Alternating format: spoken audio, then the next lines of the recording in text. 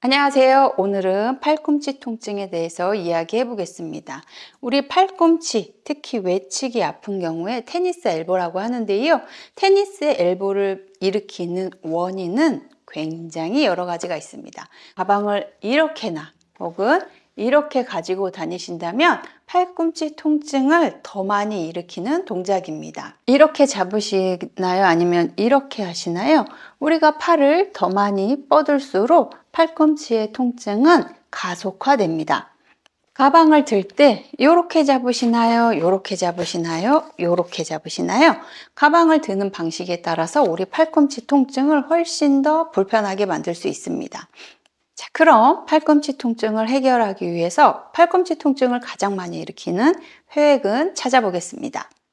회외근의 위치를 먼저 살펴보도록 하겠습니다. 우리의 회외근은요, 팔이 엄지가 위로 있다가 팔을 이렇게 손바닥 쪽으로 보이게 만들 때 사용되는 근육입니다. 위치는요, 우리 팔꿈치 뒤에 손을 대시고 이 상태에서 이렇게 움직이실 때 만져지는 근육인데요.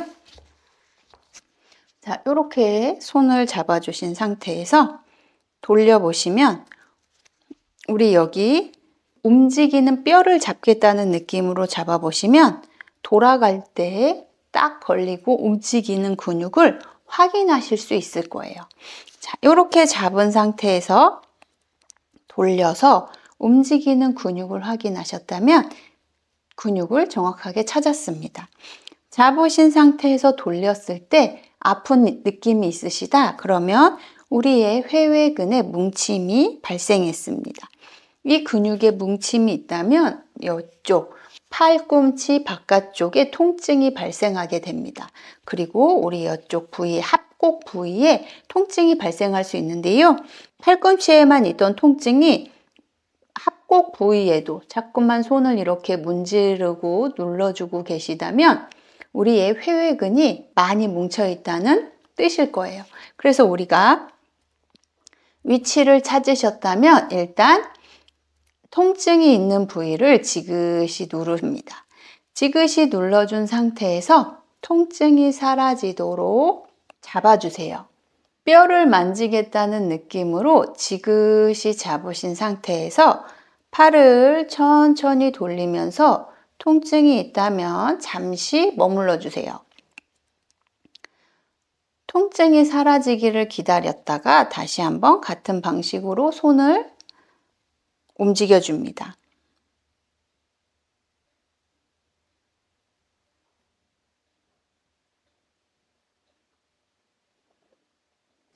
우리 회외근은요, 이렇게 팔을 구부릴 때 이두근과 함께 작동하는 근육입니다. 그래서 우리가 구부리는 동작을 잘 할 수 있게끔 만들어주는 동작이고요.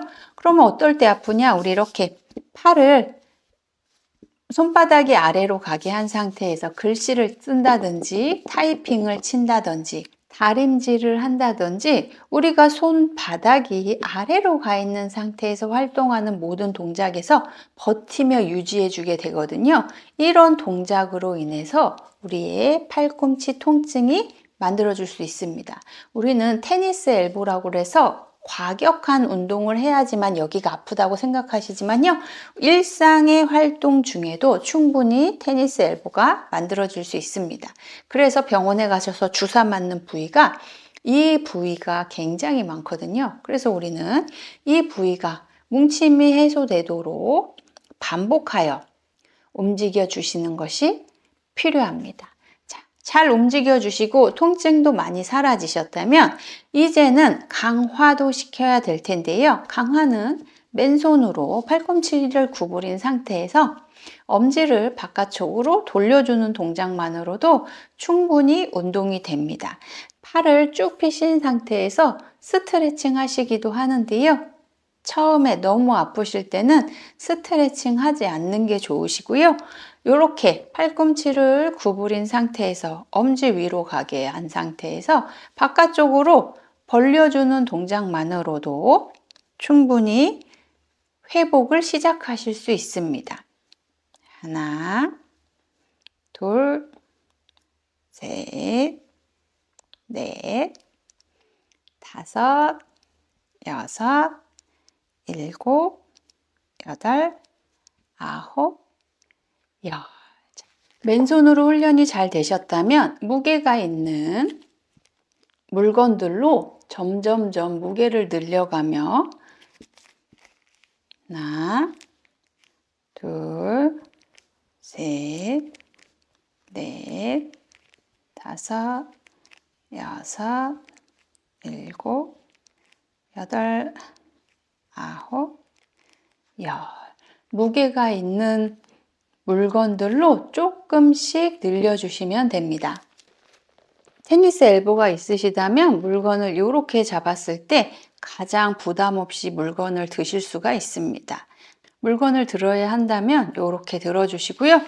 이렇게 들으시거나 이렇게 들으시는 것은 무리를 주실 수 있기 때문에 이렇게 손바닥 위로 가게 들어주셔야 한다는 걸 평상시 기억해 주신다면 팔꿈치를 더 아프게 하는 일을 예방하실 수 있습니다. 하지만 이것은 회외근에 한정되어 있다는 거. 우리의 팔꿈치 통증을 가장 많이 일으키는 건 회외근이지만 만약에 다른 부위에 영향이 있다면 좋지 않기 때문에 한 번 더 설명드립니다. 이것은 이두근만 사용하고 회외근의 피로감을 줄여줍니다. 이렇게 드신다면 이두근과 회외근 모두 사용하시는 방법이고요. 이렇게 드신다면 이두근과 상완요골근 그리고 일부 회외근이 작동합니다. 그래서 우리가 어느 부위 때문에 팔꿈치 통증이 생겼는지 정확하게 무엇 때문에 그러는지 알아야 내 평상시 행동을 조절할 수 있다는 거 한 번 더 기억해 주셨으면 좋겠습니다. 지금 회외근으로 팔꿈치 통증이 있으시는 분들은 이렇게 들어주시는 게 부담을 줄이는 거라는 거 기억해 주셨으면 좋겠습니다. 운동을 하시는 분들이라면 기본 동작은 팔꿈치를 이렇게 하는 겁니다. 이렇게 하실 때 팔꿈치를 약간 구부린 상태에서 부담을 줄여주는데요. 팔을 쭉 펴신 상태에서 팔꿈치가 손바닥이 아래로 간 상태에서 이렇게 잡으신다면 가장 부담스러운 자세가 된다는 거.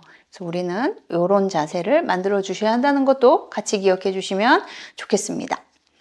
타이핑을 많이 한다든지 글씨를 많이 쓰실 때도 좋지 않기 때문에 반드시 휴식 시간을 가져주셔야 되고요.